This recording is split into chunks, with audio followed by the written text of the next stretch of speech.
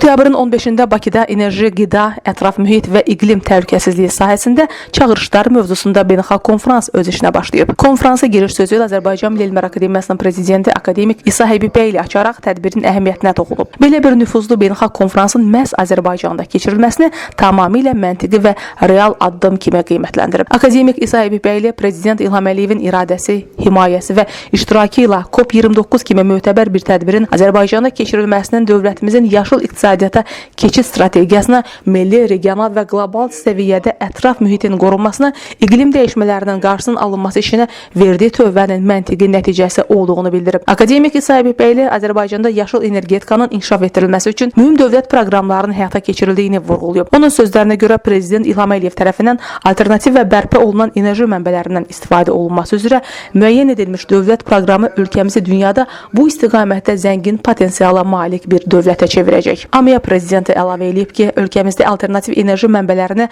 ekoloji problemləri, qida, ətraf mühit və iqlim təhlükəsizliyini öyrənən böyük elmi məktəblər formalaşıb. Həyatını bu sahələrin inkişafına həsr etmiş görkəmli alimlər yetişib və bu istiqamətdə tədqiqatlar davam etdirilməkdədir.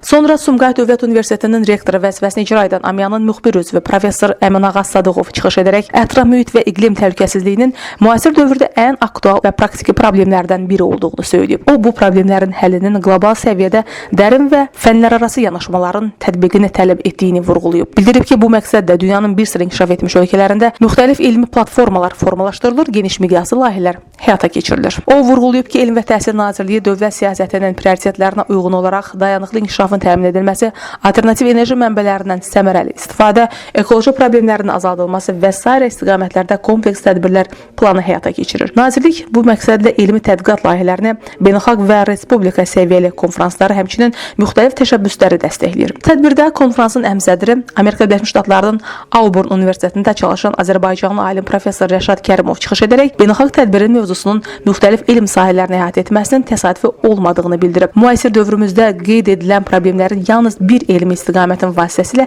həll edilməsinin mümkünsüz olduğunu vurğulayan natiq multidisiplinar tədqiqatların vacibliyinə diqqət çəkib. Daha sonra çıxış edənlər bir sıra aktual mövzularda müzakirələrin aparılması və səmərəli nəticələrin əldə olunması baxımından beynəlxalq konfransın elmi əhəmiyyətini vurğulayıb, təşkilatçılara təşəkkürlərini bildiriblər. Sonda Azərbaycan Milli Elmlər Akademiyasının vitse-prezidenti, Molekulyar Biologiya və Biotexnologiyalar İnstitutunun direktoru akademik İradə Hüseynova çıxış edərək bildirib ki, konfransın əsas məqsədi elmi tərəfdaşlıq üçün strateji planların hazırlanması, gələcək tədqiqat istiqamətlərinin müəyyənləşdirilməsi, yaşıl enerji və təmiz mühitə keçidə xidmət edən innovativ həllərin paylaşılması, həmçinin cəmiyyətin və iqtisadiyyatın dayanıqlığını təmin edən yeni elmi ideyaların meydana çıxmasıdır. Daha sonra tədbir öz işini plenar sessiyası ilə davam etdirib. Leyli Namiq qızı, Fərid Təşrumov, Elm TV.